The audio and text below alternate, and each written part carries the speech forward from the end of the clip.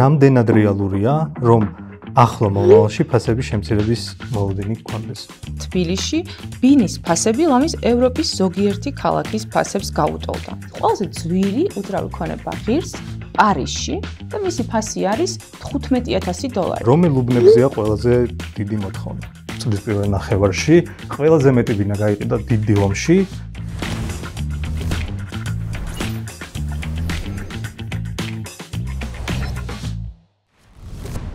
გამარჯობა.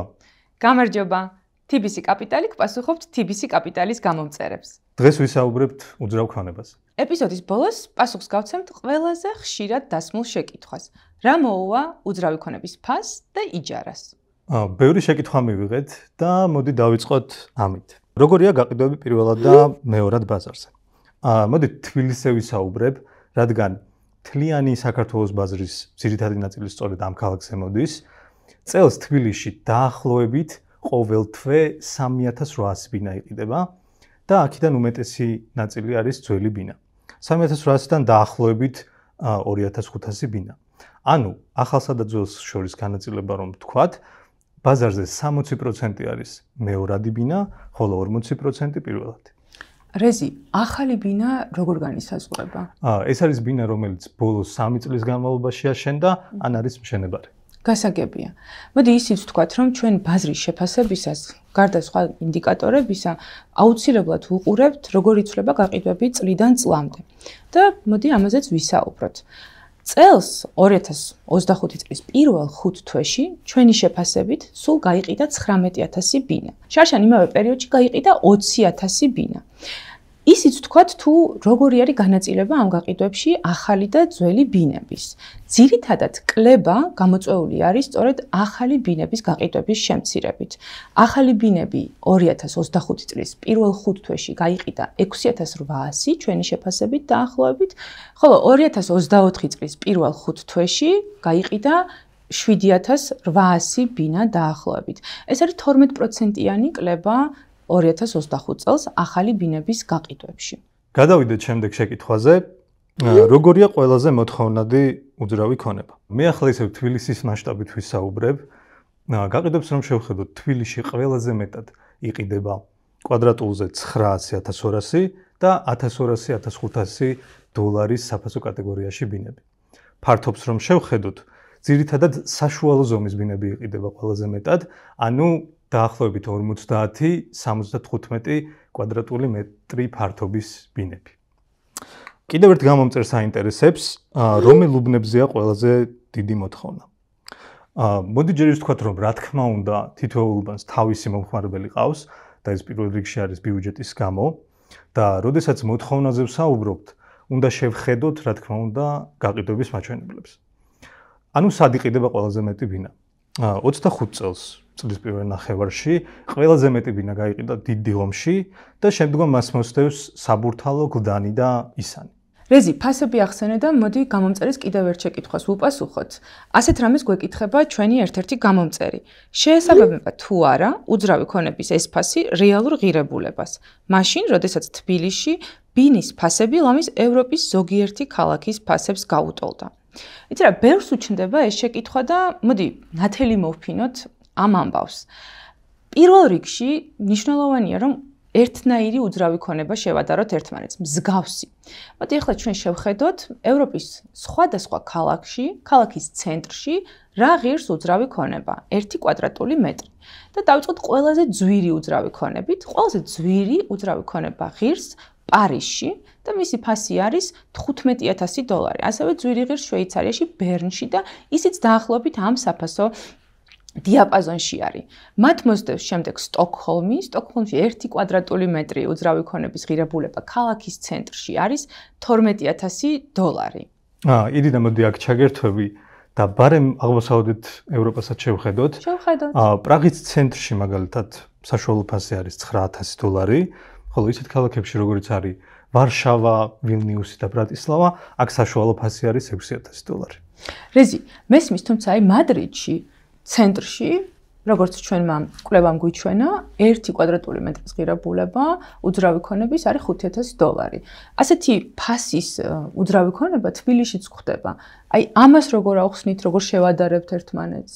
კი, რა თქმა უნდა, ესეთი შემთხვევა გვაქვს, მაგრამ აქ ერთი მნიშვნელოვანი რამეა გასათვალისწინებელი, ანუ ის საშუალო ფასი, რომელიც მადრიდში $5,000-ია, მსგავსი ქონების ფასი თბილისში დაახლოებით $2,000-ია, ცოტათი მეტი.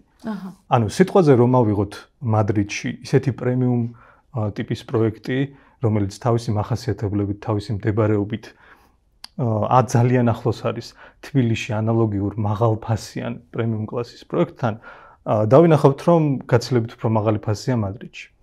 და რომ შევაჯამოთ თბილისის უძრავი ქონების ფასები ყველაზე ახლოს არის ისეთ ქალაქებთან, როგორც არის მაგალითად კიშინიოვი, სკოპიე, ბაქო და მინსკი. მოვიდეთ, რომ უპასუხოთ ყველაზე ხშირად დასმულ შეკითხვას, როგორ შეიცვლება უძრავი ქონების ფასები და იჯარა. ეს მართლაც მთავარი კითხვაა და მოდი ჯერ იმაზე ვისაუბროთ, რა მოქმედებს ფასზე. ჩამოთვალოთ 3 ფაქტორი. პირველი, ეს არის ბაზარზე რამდენი ბინაა გასაყიდოდ გამოსული. მეორე, რამდენ ადამიანს აქვს ბინის ყიდვის შესაძლებლობა და ამავდროულად სურვილი და მესამე, რა ფასად ქირავდება უძრავი ქონება. მოდი დავიწყოთ ქირით. 2022 წლიდან ქირის ფასმა დაიწყო საგრძნობის ზრდა და ეს ყველა ჩვენგანმა ვიგრძენით და გავიგეთ ამის შესახებ ახალი ამბავი არ არის. ამას ჰქონდა რამდენიმე მიზეზი, თუმცა ყველაზე მთავარი მიზეზი იყო მიგრანტების შემოსვლა საქართველოში.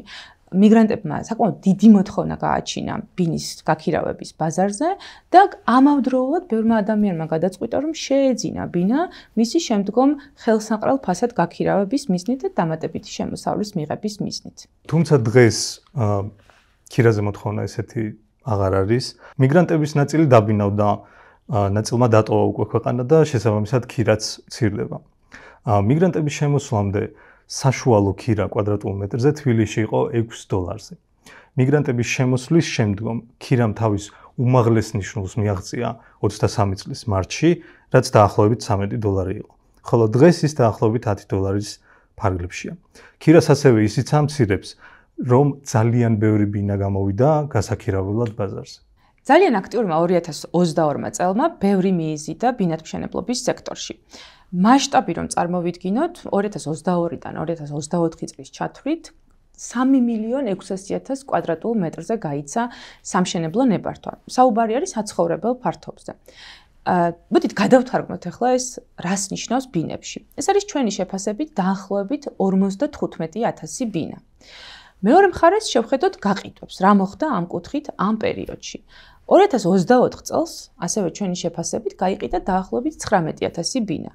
დაახლოებით იგივე რაოდენობის ბინა გაიყიდა 2023 წელს და გაყიდვები კიდევ უფრო ძლიერი იყო 2022 წელს.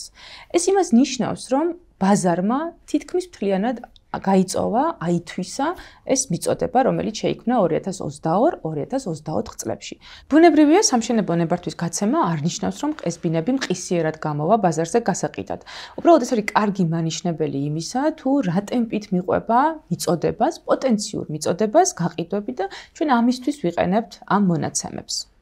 2025-შიც საკმაოდ დიდი მოცულობის ნებართვებია უკვე გაცემული. წლის პირველ ნახევარში დაახლოებით 700,000 კვადრატულ მეტრზე, რაც ბინებში რომ თარგმნოთ არის დაახლოებით 11,000. როგორც უკვე ვახსენეთ, ჩვენი შეფასებით 2025 წლის პირველ 5 თვეში 6,800 ახალი ბინა გაიყიდა, რაც წელს გაცემული ნებართვების 60%-ია. რომ შევაჯამოთ და ჩვენს ერთ-ერთ გამომწერს ასევე უპასუხოთ, რომელსაც აინტერესებს გამოიწვევს თუ არა დღეს თბილისში მიმდინარე მშენებლობის ბუმი, ჭარბ მიწოდებას ბაზარზე. მოკლედ რომ ვთქვათ, დღეს ჭარბი მიწოდების მაღალი რისკი ბაზარზე არ არის, თუ გაყიდვები დაახლოებით მსგავს დონეზე შენარჩუნდება როგორც ახლა და მიწოდებაც ძალიან არ გაიზრდება. ესეც მნიშვნელოვანი საკითხია ხო, რა მოუვა გაყიდვებს და ჩვენი ერთ-ერთი გამომწერიც სწორედ ამას გვეკითხება და ამასთანავე ხომ არ არის ბაზარი გადახურებულიო. მოდი ჯერ ვთქვათ საერთოდ რას ნიშნავს გადახურებული ბაზარი.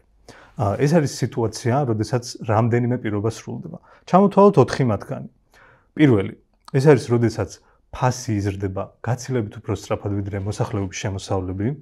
მეორე, ეს არის როდესაც ფასი განაგრძობს ზრდას, მიუხედავად იმისა, რომ გაყიდვები არის შენელებული. მესამე, ეს არის რომ ბინას ყიდულობენ იმისთვის, რომ შემდგომ უფრო ძვირად გაყიდონ, სწრაფად და მეოთხე, ქირა მცირდება, ხოლო ფასი იზრდება. და აქედან გამომდინარე უძრავ ქონებაში ინვესტიცია აღარ არის ისეთი მიმზიდველი. და სრულდება თუ არა დღეს ჩვენთან ეს პირობები. მოდი ვნახოთ და პირველ რიგში მოდი შევხედოთ პირველ პირობას, რომელიც ახსენე და ეს პირობა არის, რომ ფასი, უძრავი ქონების გასაყიდი ფასი უნდა იზრდებოდეს იმაზე უფრო სწრაფად, ვიდრე იზრდება მოსახლეობის შემოსავალი. დავაკვირდეთ 2021 წლიდან 2024 წლის ჩათვლით პერიოდს და რა მოხდა ახლა ამ პერიოდის მანძილზე. 2021 წლიდან 2024 წლამდე უძრავი ქონების ფასი დოლარში გამოხატული გაიზარდა $800-დან $1200-მდე. ეს არის დაახლოებით 50%-იანი ზრდა. ახლა შევხედოთ რა მოუვიდა მოსახლეობის შემოსავლებს. ერთი ოჯახის შემოსავალი 2021 წელს იყო დაახლოებით $335. 2024 წელს უკვე შემოსავალმა მიაღწია $660. ანუ გაიზარდა შემოსავლები ამ პერიოდში დაახლოებით ორჯერ. რომ შევაჯამოთ ბაზრის გადახურების პირველი პირობა არ სრულდება, რადგან მოსახლეობის შემოსავალი გაიზარდა უფრო მეტად 100%-ით, ვიდრე გაიზარდა უძრავი ქონების ფასი, რომელიც 2021-დან 2024 წლის პერიოდში გაიზარდა 50%-ით. მოდი გადავიდეთ მეორე პირობაზე და ვნახოთ რა ხდება გაყიდვების და ფასის ზრდის თვალსაზრისით. აქ ცოტა საყურადღებო სიტუაცია არის და რატომ? 2024 წელთან შედარებით 2025 წელს გაყიდვები შემცირებული არის. თუმცა ფასი კვლავ განაგრძობს ზრდას. აქ ერთი რაღაცა უნდა აღინიშნოს, რომ ფასის ზრდა განპირობებული არის გარკვეულწილად მშენებლობის ხარჯების ზრდითაც. მესამე მაჩვენებელი კი ისაა, თუ რა მიზნით ყიდულობენ ბინას და ხომ არ იზრდება ისეთი გაყიდვების წილი, რომელთა ძირითადი მიზანი არის შემდეგ ბინის სწრაფად მოკლე დროში და უფრო მაღალი ღირებულებით გაყიდვა. ჩვენი გამოკითხვით 2022-2024 წლების პერიოდში არსებითად არ შეცვლილა საინვესტიციო ბინების წილი მთლიან გაყიდვებში. ბაზრის გადახურების მანიშნებელი იქნება, თუ კი 2025 წელს აღმოჩნდება, რომ გაყიდულ ბინებში მნიშვნელოვნად დიდი წილი უჭირავს საინვესტიციო მიზნით შეძენილ ბინებს. და ბოლო ნიშანსაც მივადექით, მზარდი გასაყიდი ფასი და შემცირებული ქირა. ჩვენ შემთხვევაში გარკვეულწილად გვაქვს ეს მდგომარეობა, იმიტომ რომ წელს ქირა წლიურად არის შემცირებული, თუმცა ფასი ზრდას განაგრძობს. ეს რა თქმა უნდა საყურადღებოა, თუმცა აუცილებელია ისიც აღვნიშნოთ, რომ ქირა ძალიან მაღალი ნიშნულიდან მცირდება და ეს შემცირება სრულიად მოსალოდნელი იყო. რომ შევაჯამოთ, უძრავი ქონების ბაზარი ვერ ვიტყვით, რომ დღეს გადახურებულია, თუმცა ნამდვილად საყურადღებო არის შემცირებული გაყიდვების ფონზე ფასის ზრდა. და ახლა იმ კითხვას მივადექით, რიციც რეალურად ჩვენი ეპიზოდი დავიწყეთ, ანუ რა მოუვა გასაყიდ ფასს და იჯარას. და აქვე ჩვენი ერთი გამომწერი გვეკითხება, რამდენად რეალურია, რომ ახლო მომავალში ფასების შემცირების მოლოდინი გქონდეს. ამაზე რომ უპასუხოთ, 2025 წელს ფასების შემცირების მოლოდინი არ უნდა გქონდეს და ამის ძირითადი მიზეზებია ის, რომ გაყიდვები ნორმალურ დონეზეა შენარჩუნებული და ამასთანავე მშენებლობის ხარჯები იზრდება. ჩვენ ველოდებით, რომ ფასი იმ დონეზე დარჩება, რაზეც ახლა არის, ფასის შემცირდება მაშინ, თუ ბაზარზე მიწოდება მნიშვნელოვნად გაიზრდება და ამავდროულად ბინის იჯარაზე მოთხოვნა საგრძნობლად შემცირდება. იჯარა ბევრი მიზეზით შეიძლება შემცირდეს, თუმცა მოდი ყველაზე რეალურ სცენარს შევხედოთ და ეს სცენარი არის თუ კი ქვეყნიდან გავა ბევრი მიგრანტი. რას გამოიწვევს ახლა ეს? ეს გამოიწვევს იმას, რომ ბევრი ბინა გამოვა ბაზარზე გასაქირავებლად ან გამოვა გასაყიდად და ეს რა თქმა უნდა იმოქმედებს მნიშვნელოვნად ფასზე. კი, იჯარის დონეზე ძალიან აინტერესებს ჩვენს გამომწერებს და მოდი ამაზეც კიდევ ერთი ორი სიტყვა ვთქვათ. 25 წელს ჩვენ ველოდებით, რომ იჯარა შემცირდება და ამის ძირითადი მიზეზი სწორედ ის არის, რომ მიგრანტების პირველადი ეფექტი უკვე ამოწურულია ბაზარზე და ახლა რეალურად არსებულ მოთხოვნას ერგება ქირა. მაგრამ აქვე ისიც უნდა აღვნიშნოთ, რომ ქირა მაინც ისეთ დონეზეა, რომ უძრავი ქონება არ კარგავს საინვესტიციო მიმზიდველობას. ქირიდან მიღებული ამონაგები დაახლოებით არის 9%-ზე, ანუ ისევ მაღალ დონეზეა შენარჩუნებული. ხოლო რისკებს რაც შეეხება, აქაც რა თქმა უნდა მაღალი რისკია ჭარბი მიწოდება ბაზარზე და კიდევ ერთი რისკი არის უცხო ქვეყნის მოქალაქეების მოთხოვნის მკვეთრი შემცირება ჩვენს უძრავ ქონებას. TBC კაპიტალი გპასუხობდით TBC კაპიტალის გამომწერებს. თუ დამატებითი შეკითხვა გაგიჩნდათ, მოგწერეთ კომენტარებში და ჩვენ გიპასუხებთ.